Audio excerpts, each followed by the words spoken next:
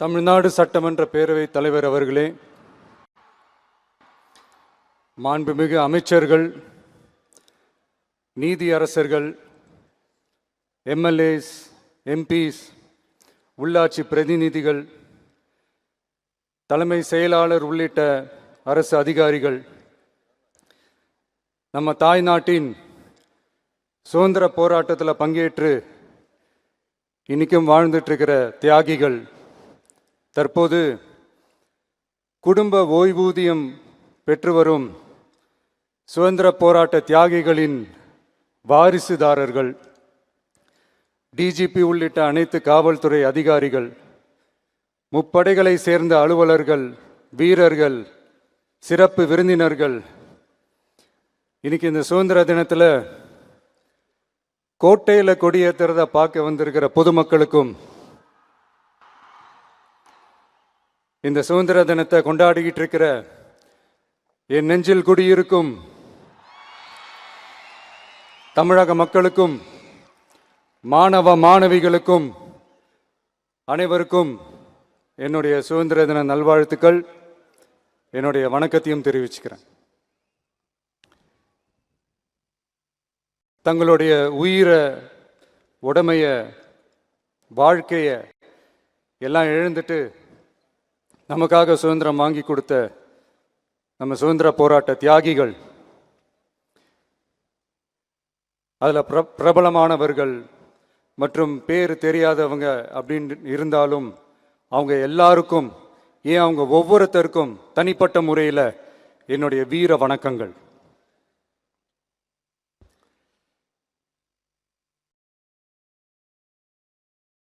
நம்மளை ஒரு அடிமை மாதிரி வச்சிருக்காங்க அப்படின்னு தெரிஞ்சிட்டாலே மக்கள் மத்தியில் ஆட்டோமேட்டிக்காக ஒரு ஒற்றுமை ஒன்று வர ஆரம்பிக்கும்.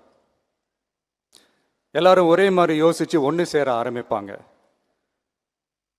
அப்படி ஒன்று சேர்ற இடத்துல தான் சாதி உடையும், மதம் உடையும், மொழி, இனம், இந்த மாதிரி எல்லாமே உடஞ்சி நொறுங்கும். அப்படி உடஞ்சி நொறுங்குற இடத்துல தான் கிடைக்கிறது தான் உண்மையான சுதந்திரம்.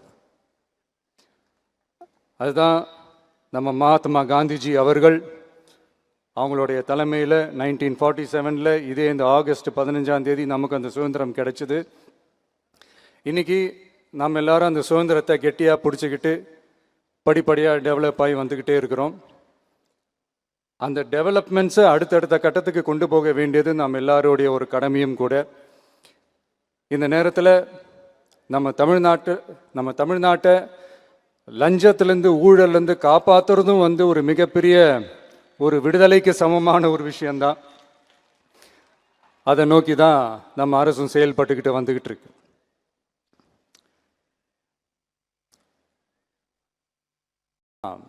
இந்த 386 ஆண்டு பழமையான இந்த கோட்டையில்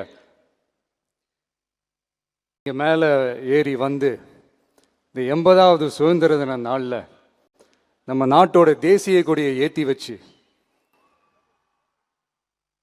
இன்னைக்கு இந்த விழாவில் என்னை பேசவும் வச்சிருக்கிறீங்க.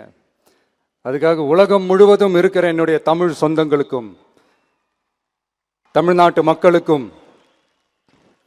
ஜென்சி இளம் சிங்கப்படை தோழர்களுக்கும் என்னுடைய மனமார்ந்த நன்றியை தெரிவிச்சுக்கிறேன். பிறப்புக்கும் எல்லா உயிருக்கும் அப்படின்ற ஒரு மிகப்பெரிய ஒரு கோட்பாட்டை அடிப்படையாக வச்சு தான் நம்ம தமிழ்நாட்டை லஞ்ச லாவண்யமற்ற போதைப் பொருள் கலாச்சாரம் இல்லாத, பெண்கள் பாதுகாப்பு, சமூக நீதி அடிப்படையில்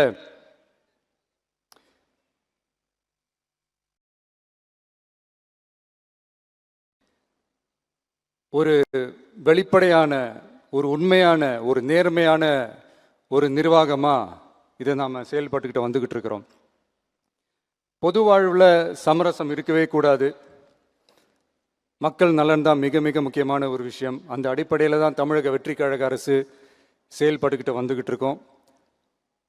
அதே அடிப்படையில் தான் மக்கள் நலன் சார்ந்த திட்டங்கள்லையும் நம்ம சென்ட்ரல் கவர்மெண்ட்டோட நிர்வாக ரீதியாக ஒத்துழைப்போடு இருக்கிறோம். But at the same time நம்ம தமிழ்நாடு கொள்கைகள்னு வந்துட்டா மாநில உரிமைகளுக்கு எதிரான முடிவுகள்லையும் சரி, தமிழ்நாட்டுக்கு எதிரான கொள்கை முடிவுகள்லையும் சரி, நம்ம டிவிகே அரசு எப்பவுமே எதிர்க்கும். அதில் எந்த மாற்று கருத்துமே கிடையாது.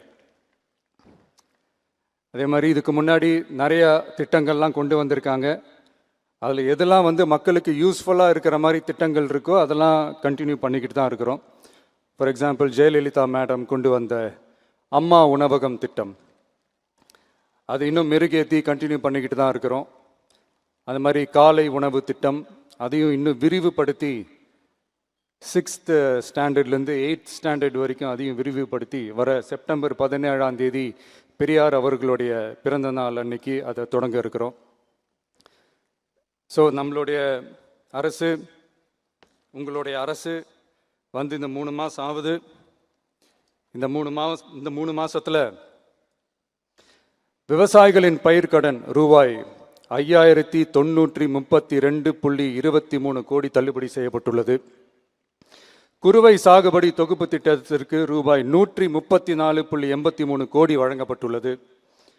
ஒன்றிய அரசு நிதியுடன் ரூபாய் 12,642 கோடியில் 125 நாள் வேலைவாய்ப்பு திட்டம் மற்றும் ஜல்ஜீவன் குடிநீர் திட்டம் ரூபாய் 18,123.05 கோடியில் செயல்பாட்டிற்கு கொண்டு வரப்பட்டுள்ளது.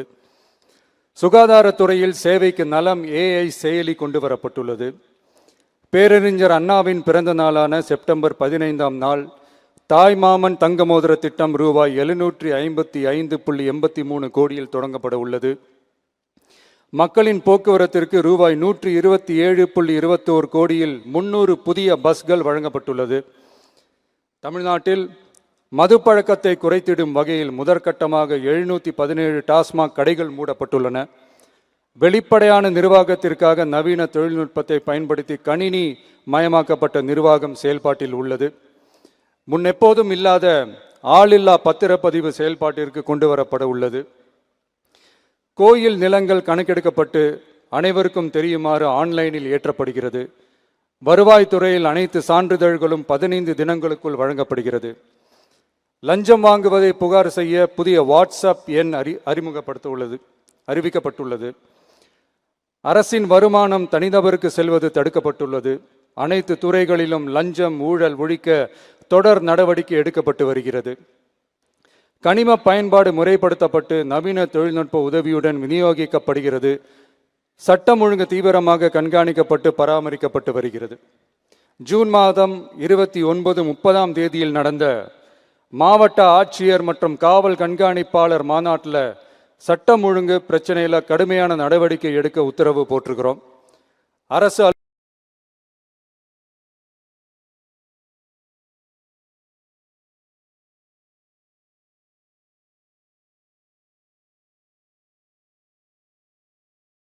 அலுவலகங்கள் காவல் நிலையங்களும் சொல்லியிருக்கிறோம். மக்களை அலைய விடக்கூடாது. கோரிக்கைகளை நல்லபடியாக ஆராய்ஞ்சு சரியான வழியில் தீர்வை தர சொல்லியிருக்கிறோம். சுதந்திர போராட்ட தியாகிகள் தங்கள் உயிரை தியாகம் செஞ்சு கிடைச்ச சுதந்திரம் மிக சிலருக்கான சுதந்திரமாக மட்டும் இல்லாமல் ஒவ்வொரு இந்திய குடிமகனுக்கும் சுய மரியாதை, சம உரிமை, சம வாய்ப்பு மற்றும் கண்ணியமான வாழ்க்கையை வழங்கும் உண்மையான மக்கள் சுதந்திரமாக இருக்கணுங்கிறதே எல்லாரோட மிகப்பெரிய எதிர்பார்ப்பாக இருக்குது. அதை நிறைவேற்றுற பொறுப்பும் நம்மளோடது தான். தமிழ்நாட்டு மக்களோட இணைஞ்சு தமிழகத்தை இந்தியாவின் முன்மாதிரி மாநிலமாகவும் உலக அளவில் வளர்ந்த நாடுகளுக்கு இணையா தமிழ்நாட்டு பொருளாதாரத்தை 2036 ஆண்டுக்குள் $1.5 trillion உயர்த்திட நாம உறுதியேற்போம். மக்களே, எல்லாரும் ஓட்டு போட்டுட்டோம். உங்க அண்ணனை, உங்க தம்பிய, உங்க பிள்ளைய எல்லாரும் ஜெயிக்க வச்சு முதலமைச்சராக ஆக்கிட்டோம். அதனால நம்ம கடமையெல்லாம் முடிஞ்சிருச்சுன்னு சொல்லி யாரும் ஒதுங்கி போயிடாதீங்க. இனிமே தான் நீங்க நம்மளோடவே கூடவே இருக்கணும். உறுதியா நம்ம அரசோடவே கூட இருக்கணும். அப்பதான் உங்களுக்காக இருக்கிற எல்லா நல்ல திட்டங்களையும் என்னால் செயல்படுத்த முடியும். 8 கோடி பேரோட அந்த பிரதிநிதி தான் முதலமைச்சர் பதவின்னு சொல்லுவாங்க. அதனால தான் சொல்றேன், மக்கள் தான் ஆட்சியாளர்கள். இங்க நான் எல்லாருமே, அங்க இருக்கிறவங்க எல்லாருமே மக்களோட சர்வன்ட்ஸ். அப்படிதான் நான் அதை பார்க்குறேன். ஸோ வாங்க எல்லாருமா சேர்ந்து நம்ம கடமையை சேர்ந்து செய்வோம்.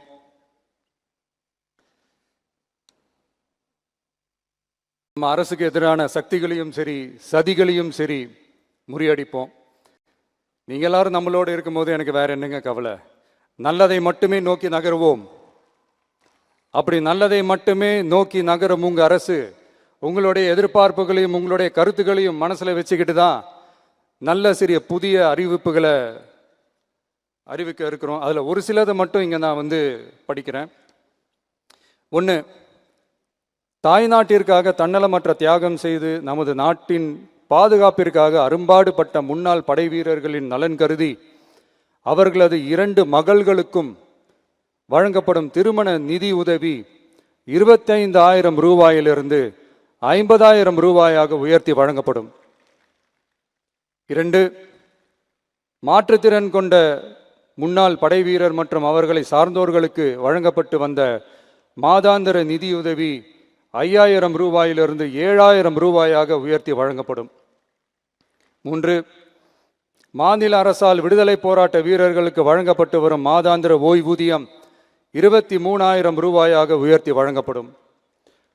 4, மாநில அரசால் விடுதலை போராட்ட தியாகிகளின் குடும்பங்களுக்கு வழங்கப்பட்டு வரும் மாதாந்திர குடும்ப ஓய்வூதியம் 12,500 ரூபாயாக உயர்த்தி வழங்கப்படும். 5, வீரபாண்டிய கட்டபொம்மன், முத்துராமலிங்க, விஜய ரகுநாத சேதுபதி, மருது சகோதரர்கள் மற்றும் வாவு சிதம்பரனார் ஆகியோரின் வழித்தோன்றல்களுக்கு வழங்கப்பட்டு வரும் மாதாந்திர சிறப்பு ஓய்வூதியம் 11,500 ரூபாயாக உயர்த்தி வழங்கப்படும். இவற்றிற்கான அரசாணைகள் அரசால் வெளியிடப்பட்டுள்ளது. I once again extend my respectful greetings and salute the people of Tamil Nadu who has broken the caste and religious considerations, rejecting money and muscle power, and gave us an overwhelming support to establish people-centric and social justice government. We are on a mission mode to achieve corruption-free government. We want our people to develop zero tolerance towards corruption. And we appeal to the officials and the people of Tamil Nadu to make our state corruption-free. இன்னைக்கு இந்த விழாவில் பரிசு வாங்க போகிற, பாராட்டுகளை வாங்க போகிற, விருதுகளை வாங்க போகிற அனைவருக்கும் என்னுடைய வாழ்த்துக்களை தெரிவிச்சுக்கிறேன். இந்த விழாவை ரொம்ப அழகாக ஏற்பாடு செஞ்ச பொதுத்துறை செயலாளர் அவர்களோடு சேர்ந்து அலுவலர்களுக்கும், காலையிலேயே இந்த ப்ராக்டிஸ் பண்ணி சிறப்பான பரேட் நடத்திய காவல்துறை நண்பர்களுக்கும், இந்த விழாவை ரொம்ப பாதுகாப்பாக நடத்திய காவல்துறை அதிகாரிகளுக்கும், ஊடகத்துறை நண்பர்களுக்கும், சமூக ஊடகத்துறை நண்பர்களுக்கும் என்னுடைய மனமார்ந்த நன்றியை தெரிவிச்சுக்கிறேன். கான்ஃபிடென்ட்டாக இருங்க, நல்லதே நடக்கும், வெற்றி நிச்சயம்.